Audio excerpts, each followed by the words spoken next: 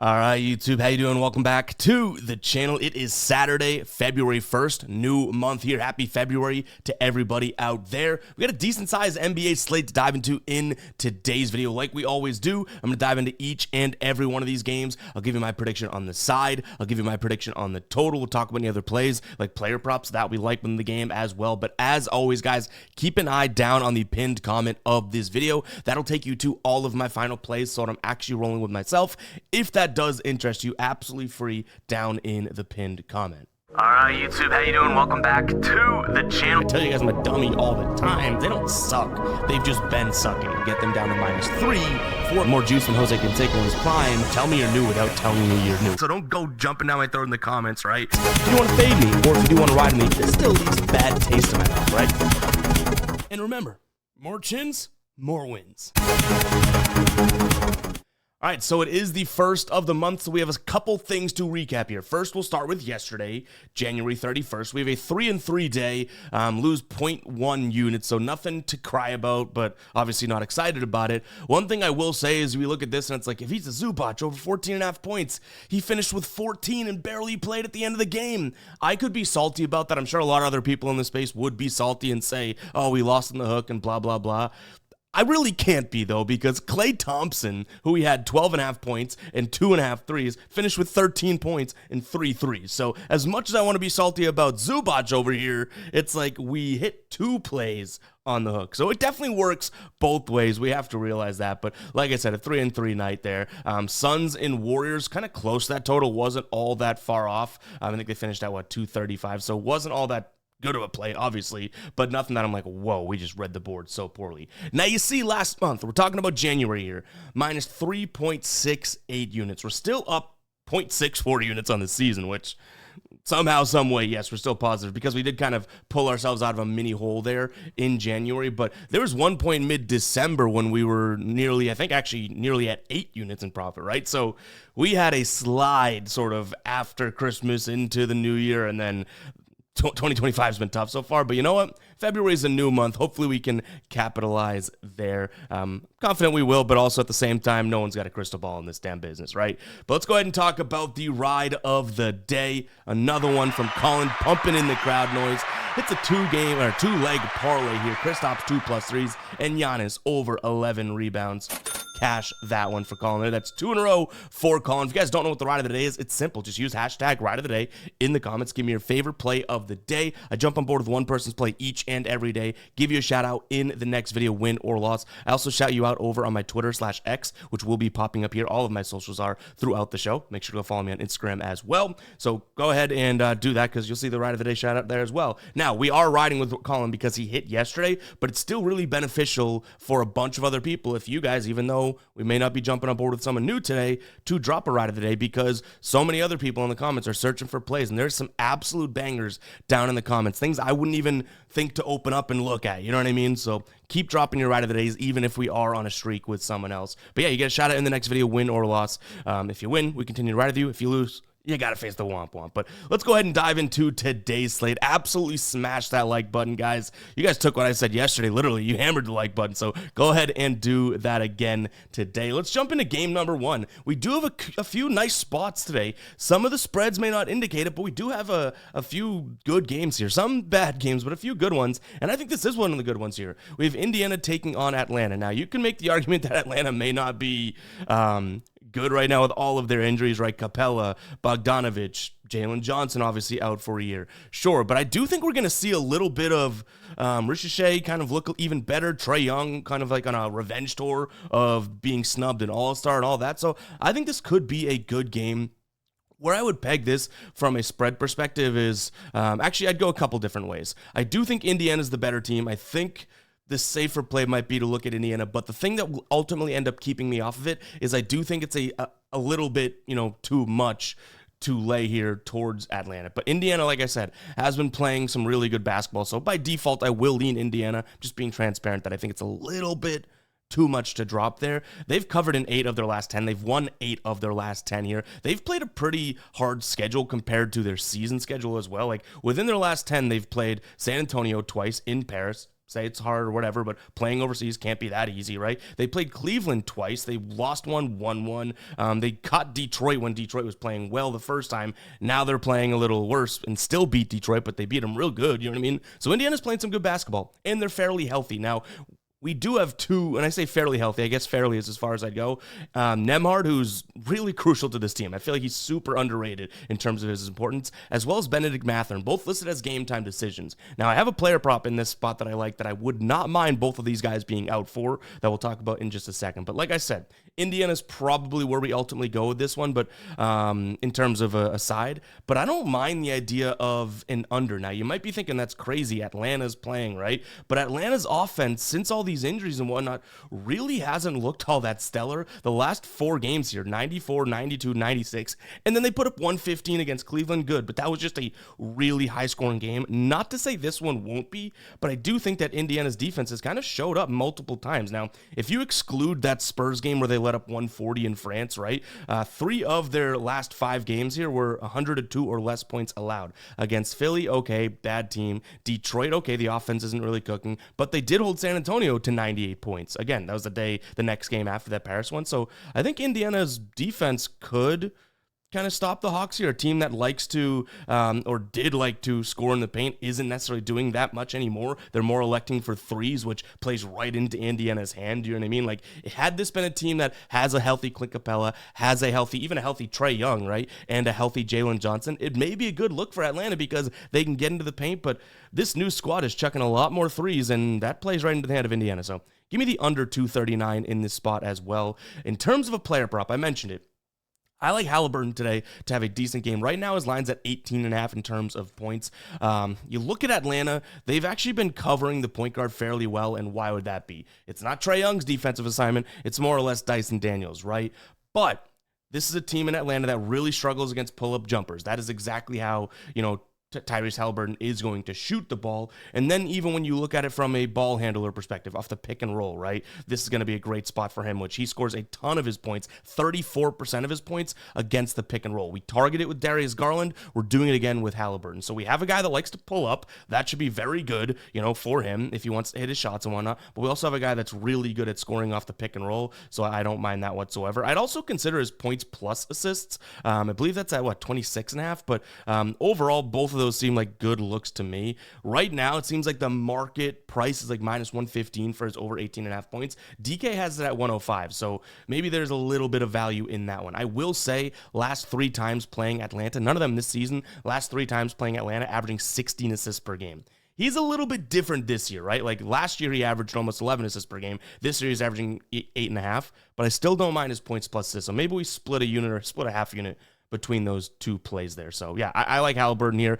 In our model, we have him projected for, 18 or almost 19 and 8.5. So yeah, honestly, we would take that, right? If we're looking at 26, over 26.5. All right, next up we have Utah taking on Orlando. This really isn't, I would not say this is one of my go-to games today in terms of really excited to watch and or wager on here.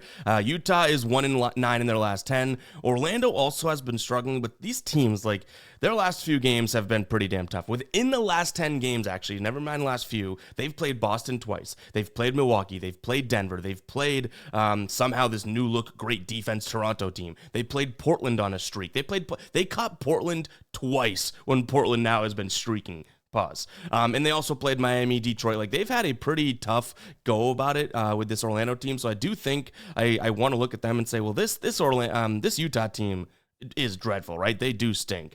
My one concern is, well, one, we take a peek at the injury report. Utah should be healthy, which, I mean, if you don't know, now you know. Like, this Utah team has just struggled with injuries all year, right? But Kessler should be okay. Collins should be okay. So the interior looks a little bit better. But same thing for Orlando, right? They're starting to get more and more healthy. This team's super, super defensive. But my one concern is that Orlando does like to score in the paint. Utah, if you give them any defensive credit, and I mean any, because they are literally, if not they're one of the worst defensive teams in the league right now.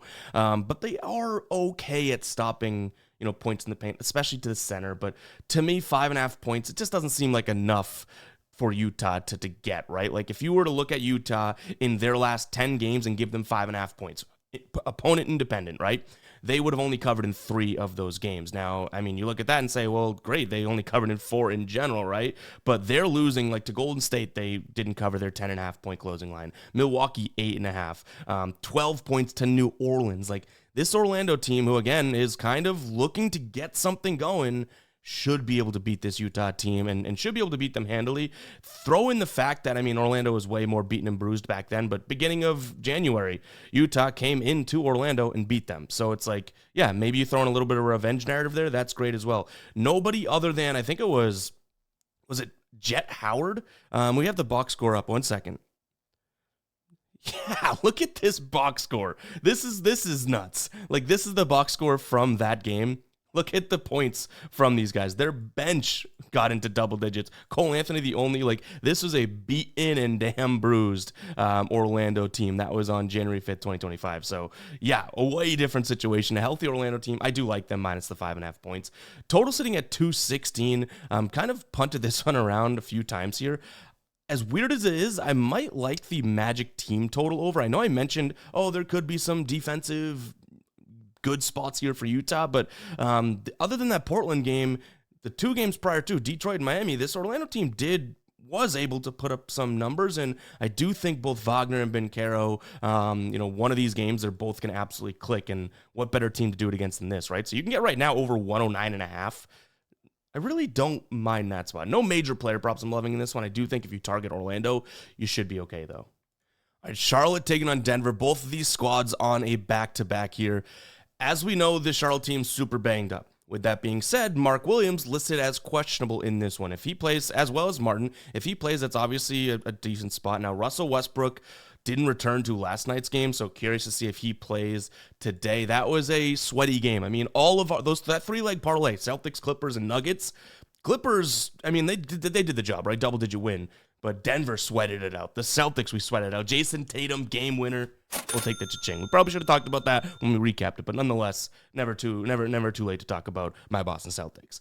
Anyways, I do think that Denver probably comes into this one fairly tired, fairly lackadaisical, but realistically, on back-to-backs, both these teams have been very good, so I don't really think Denver's going to have a problem winning this one. It's just a matter of, do we really want to lay the 13.5 on a back-to-back? My answer to that is pretty much a hard pass. I'm not sitting here and saying I think I'm going to make a case for Charlotte, because without LaMelo Ball, I really don't want to make a case for Charlotte. Now, you could say, and this would be stretching, but they scored 104 points yesterday. Like, they really have not been doing that without LaMelo all year long, so good for them, I guess, but this Denver team should be able to beat them. They scored 134 last night. Like, the Denver defense has been lacking, but the offense has been pretty good. They even, in a bad offensive night, scored, 112 or something against the Knicks the other night. So I'll lean Denver. I'll also take a peek at the over here in this spot. Like I said, both teams have been pretty good at back-to-backs this year, and Denver went on back-to-backs. They've hit the over in 67% of their games. So if they up the tempo here, I don't think Charlotte should have any problem trying to run with them. And again, Denver's not that great of a defense. As much as we want to give them credit for how good of a team they are, they're bottom 10 in terms of defensive efficiency. So I'll lean towards Denver in the over, and if I were to roll with anything, it's probably the over, but I don't think I'm going to spend too much of my hard-earned time here on this game today, just being honest with you guys. All right, guys, before we move on to the rest of the games here, let me talk to you quickly about Sleeper and the Sleeper Picks app. They have a free Wembanyama square for today, but that's not the best thing going around, right? I keep telling you guys, this Play 5, Get 55 is an absolute goated deal. If you're not taking advantage of this, you're literally missing out. You hand them $5, place it in an entry as a new customer. They give you 11 $5 free plays in return that you can use, and you get the payout of that original $5 if it does hit. Speaking of payouts, that's why I do like Sleeper. They're different from all of the other player prop DFS apps out there. Each and every play you put in changes the payout dynamically. So it's not a 2 for 2 is 3x and that type of thing. No, each pick has its own multiplier. And when they give you these free squares, they keep that original multiplier. So go ahead and check out Sleeper, guys. That link will be down below in the description as well as the pinned comment. I've been telling you guys for so long to check this out, and a lot of people like this one. They drop discounts all the time, which really is sort of the value in these types of apps, right? Obviously, you can odd shop and whatnot and find some of these plays for prices of whatever in the market, but very rarely you're going to find Wembanyama 0.5 points or their Wild Card Wednesdays or those types of things. So take advantage of it. Super, super easy to use on the phone. It's super, super fun. And the Play 5, Get 55, no brainer, right? Link in the description as well as the pinned comment. All right, back to the games here. All right, OKC taking on Sacramento. Though this is a 9-point number here, I think this could be one of the better games of the night. So, I mean, by doing that, I'm tipping my hand a little bit that, yeah, you know what? I'll sound the cycle alert alarm because I do think this could be kind of crazy, but I don't think I mind Sacramento here in this spot. Now, do I have, and I ask you this question all the time, right? Do I have the cojones to sit here and go against the Thunder when they're at home, especially given the circumstance of them coming off of a loss in a game in which they blew, right? I don't know if I have the stones to do that, all right? But I don't really think they should be 9-point favorites, as crazy as that is to say out loud. Now, they smoked this Sacramento team last time they played, but they were only 3-point favorites, right? 3.5-point favorites. And when we look at this, the Sacramento team, I've said it all year long, right? Love them, hate them. There's one thing that they've been decent at, and it is guarding the paint. Where does OKC do their damage? Down low in the paint, right? They also isolate a ton. In fact, we can just show you on the dashboard here. They isolate a ton. Sacramento, not the worst isolation team. The one thing that could worry me is the fact that, you know, they run a lot of pick and roll and the ball handler being Shea. This is a team that you can score in the pick and roll. So maybe just maybe OKC is going to be able to score in the pick and roll against them. But down here, you can see, like, yeah, I mean, they're going to take a lot of shots, in the paint, and they're decent at scoring there. Both teams, in fact, right? So if we can, and I'll show you how to get access to this dashboard a little bit later in the video, so just hang tight for that. It's on the Guy Boston Sports site. But if we can get a 9 number here, when I think this thing's probably going to move towards 8, I don't mind it. Again, I sounded the psycho alert alarm, so take what I'm saying with a grain of salt. I understand it's crazy to think anything less of OKC at home than that they should just dominate, right? But it's kind of where my head is at. And I'm also crazy enough to think if they're both going to try and score in the paint, yes, they'll shoot some threes, but, you know, OKC is decent at covering the three-point line. Sacramento, not so much. But I do think that we could see a lower scoring game, too. I don't know. Maybe this deserves 2 psycho alert alarms in the same game. Sacramento and the under for me. I do have a player prop that I like, and this could very well be another psycho spot here. Lou Dort. His point total is at 9.5. I like the over. I already talked about the fact that, you know, we could see them be good from the outside. When you think about Lou Dort, how's he going to score his points? Sort of those catch and shoot, those spot up shots, right? Well, check out down here, right, in the catch and shoot and pull up sort of, part of the dashboard that we've built out. Sacramento's good at defending the pull-up jumper, right? Their pull-up defense, decent right there. Not so good when it comes to the catch and shoot, whereas OKC does roll with that, and Lou Dort is a spot-up catch and shoot type of a player, so I think he could have a decent game. I tell you, it's crazy because last time they played, he played nearly 40 minutes, 39.5 minutes, right? Shot the ball twice. Didn't make a single shot, didn't attempt a single three, didn't attempt a foul shot, finished with 0 points. So I'm not sounding the psycho alert alarm again, but damn, that could be a psycho play as well. But Lou Dort over 9.5 points, as well as over 1.5 3-pointers made. Prior to the game this year, he was crushing it. In 4 straight games, 2, 3, 3, and 3 3-pointers made. And from a points perspective, the 3 games prior to the one this year, 17, 17, 18. So he just didn't shoot. I think he will shoot a little bit more here. I hope. He's been kind of dormant, but I don't think you have much of a better matchup out there than right now. So potential look at Lou Dort. But again, this is an absolute, I don't know, maybe my eyes were crossed when I was looking at this game last night and this morning. Maybe, just maybe. All right, real quick, I mentioned getting access to the dashboard. This is our Guy Boston Sports site, which is where the final plays are in the pinned comment. Head over to members here, and you can see the NBA dashboard is right here. I'm logged in, so I'm going to get taken right to the dashboard, which is great. You can open it up. You can zoom as much as you want. You can zoom in a lot if you need to. It has each and every game broken out in a visual standpoint. From a visual standpoint, you can print it as well. I tell you guys, when I'm on the go or traveling, I actually do like to print it out because something about writing on the paper, right? But each and every game, multiple sites are pulled here. And what I've determined, at least for what's helped me, the stats to look at in a very visual format, right? We even have player projections built out, which I've told you guys multiple times, more to come here. So yeah, go ahead and test that out or try it out if you do want to. Again, it's over on GuyBostonSports.com here.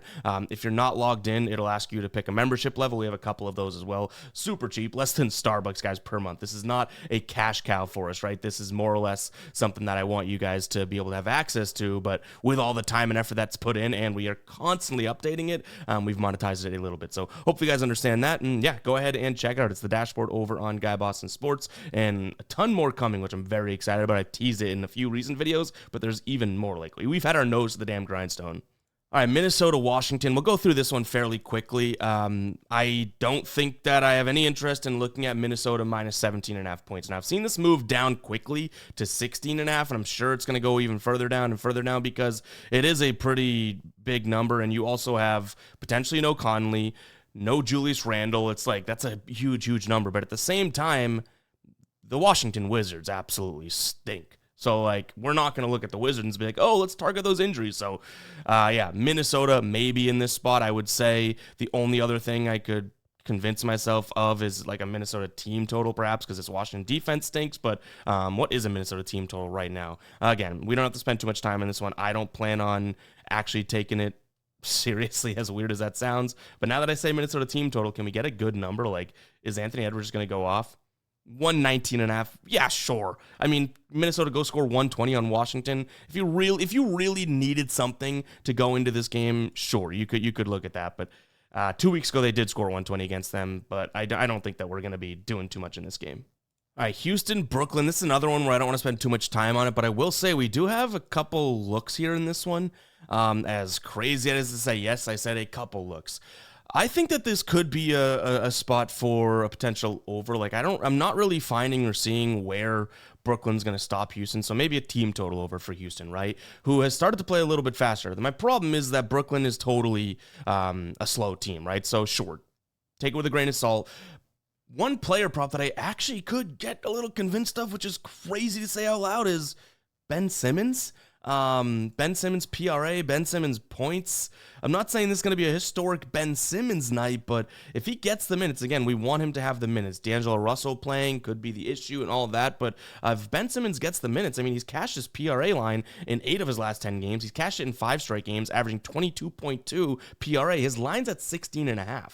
He's playing 23 minutes. So even on the season, say, okay, well, you know what? We need you to play at least 20 minutes. So 20 minutes, he's cashed in 18 of 29. Say we want to say, okay, games with D'Angelo Russell, right? Because obviously that's kind of a big deal. When D'Angelo Russell plays, he kind of takes some of those roles. Last 3 games with D'Angelo Russell, 25, 18, and 18 PRA. Am I going crazy, or could this be a look? I'm probably going crazy, but yeah, I do think that Ben Simmons could be a play today. Maybe, I don't know, maybe since that Sacramento game, a wire switched off in my brain, and it's like, what are we doing here, Ev? But Ben Simmons could be a potential play for me today. I don't know if I've taken anything Ben Simmons related in years. All right, Knicks taking on the Lakers here. This is Knicks at home, and this Knicks team has been playing really well. I mentioned yesterday talking about the Bucks, the Sixers, and Minnesota. The Knicks were in that original team at the beginning of the year when I said on a show that those are the 4 teams that'll turn it around. I guess we've kind of hit on the Knicks and the Bucks, which reason being is because of the star talent that they have. Minnesota's still kind of chugging along, and Philadelphia, I don't think that they are going to turn the corner. But the Knicks, 9.5 point favorites. I've seen 10s out there as well. They're playing some good basketball. The Lakers are also playing some good basketball, but they have really kind of beaten up on bad teams recently. So I don't want to give them too much credit. And they're on the road, but I don't know if 9.5 is too much or if I'm going crazy. I am going to lean Knicks. I don't think that I can sit here and, based on how the Lakers defense plays, tell you that the Lakers can hang in this game. The one thing, if you are liking the Lakers today, is that this Knicks defense in the paint has really fluctuated. They've been up and down. I said last time they played Denver, I was like, they've become a good defense in the paint. And now their numbers are kind of like alarming. Do you know what I mean? It's like, it's weird. I think that they are playing a lot better defense than the numbers would indicate, which is why I still like them today. But the Lakers do like to score in the paint. They do like to shoot the ball in the paint. And if we trust some of the extended numbers, the more bigger sample size from the Knicks, season-long type of thing, they should theoretically, the Lakers, be able to score down there. Lakers also very good at defending the pick and roll. That's how the Knicks like to run as well. But one thing is that this Knicks team runs a lot of isolation. Lakers, no bueno in terms of defending the isolation. So targeting some isolation guys could be a decent look there as well. But like I said, the Knicks are just playing way too good of basketball for me to try and, like, what is the, and you know, when you're looking at sports bets, like, what is the goal, right? Like, why try and pick something apart or something like that when it might not need to be? It's like, they're playing good basketball. I'm not saying jump on board the bandwagon, but you don't need to try and find a flaw and try and make an argument to get to the Lakers, only to potentially have the Knicks spank them. You know what I mean? Like, if the Lakers beat the Knicks, sure, some of what we saw is good. Make a mental note for next time, but there's just not enough there right now for me to really try and take a stance. So Knicks going to be the spot for me. I do like the over. I mentioned this Knicks defense and, questioning whether or not they're going to be good inside and whatnot. Like, yeah, we don't have Anthony Davis, but if LeBron and Rui Hachimura play, those guys are plenty good at scoring in the paint. And if the Lakers can give us 110 plus, which what do we have this game pegged at in our model right now? Let's see.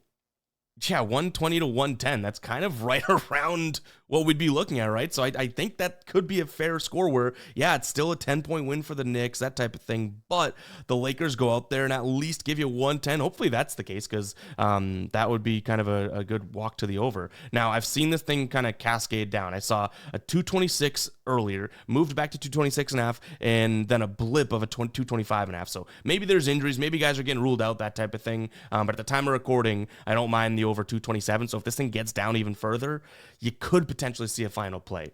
But like I said, it's all based on is the Knicks defense going to allow them to score in the paint, or are they going to be decent like they have been?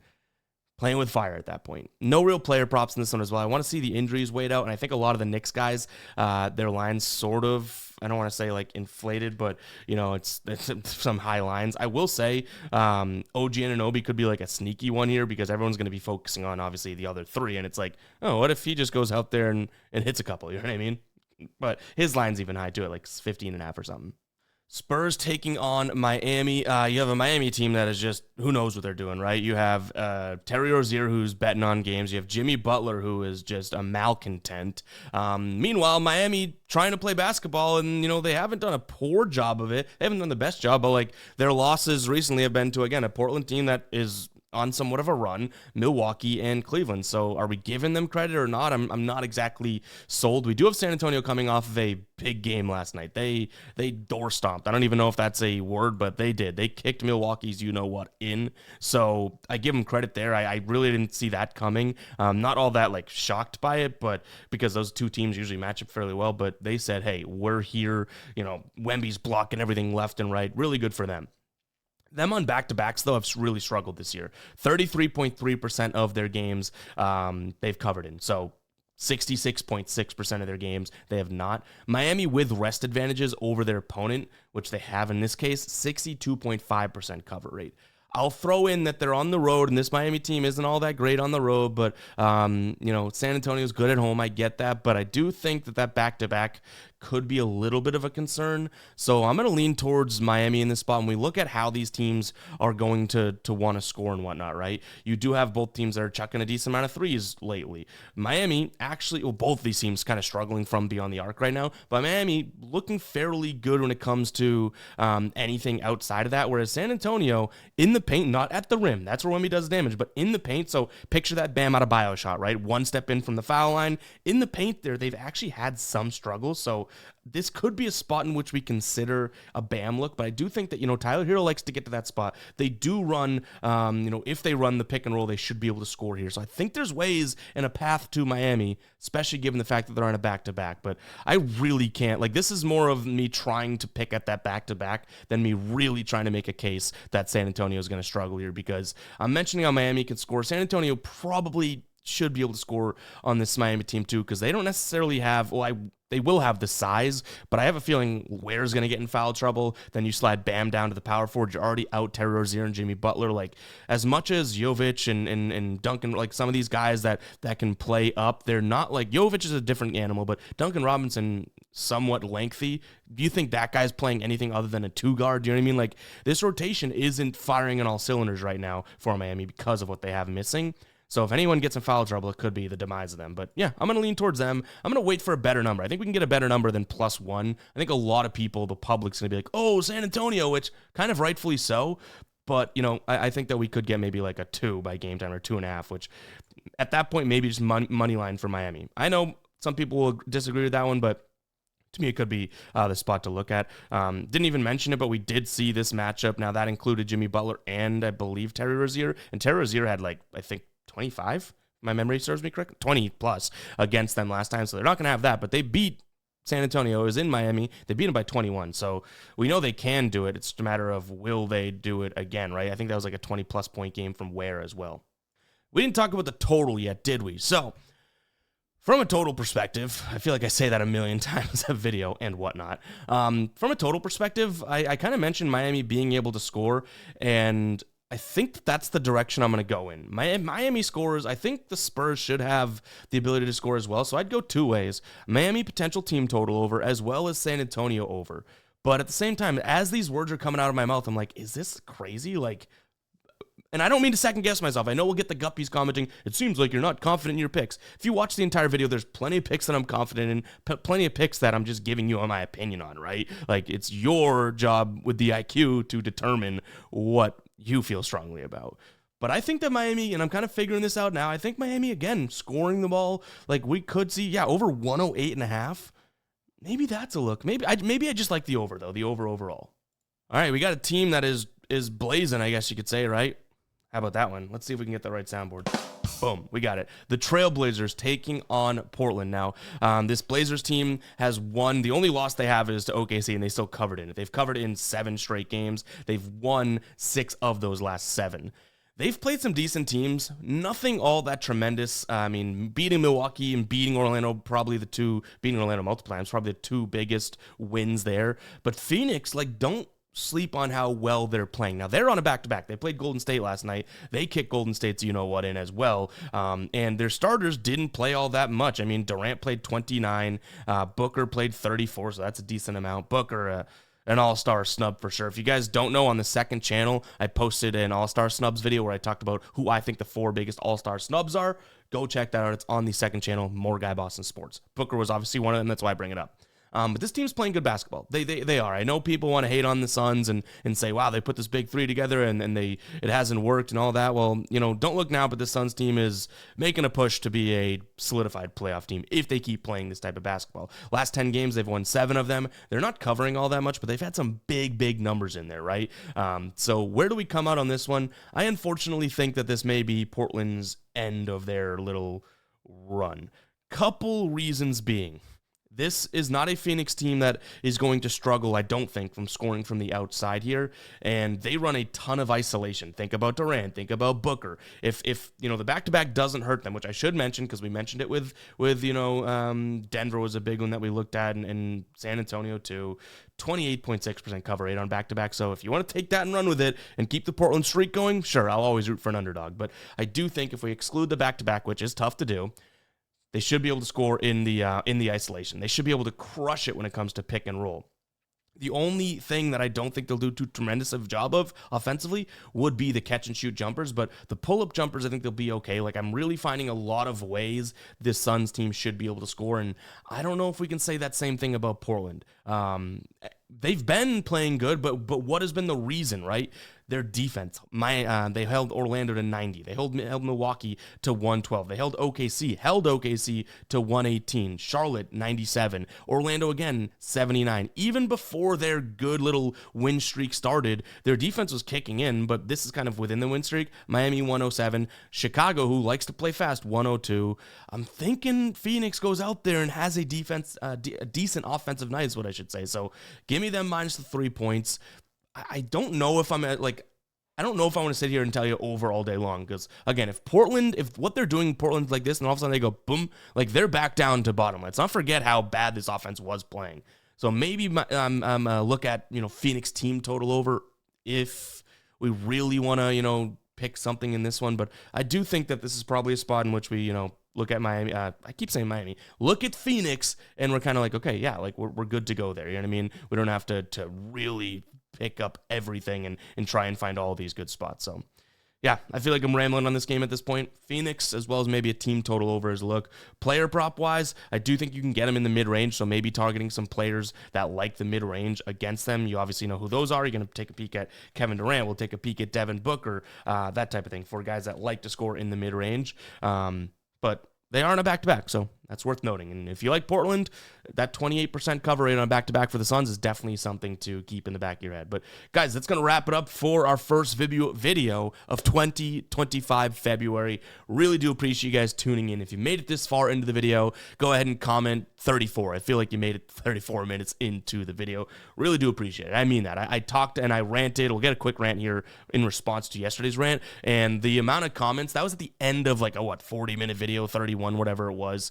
And the amount of comments that are like, no, keep doing what you're doing, we're liking what you're doing and all that, like that means a lot. The fact that we have people that are hearing this now, like you chose to spend this much time with me, I feel like a lot of people, and I keep saying I feel, but I can only talk about my feelings, right? In my perspective, I think a lot of people in that create content, whether it's in this industry or others, like take it for granted and truly, like I wake up and I'm like, wait a second, I'm gonna go talk about sports and we're gonna get hundreds and hundreds of people talking about it with me.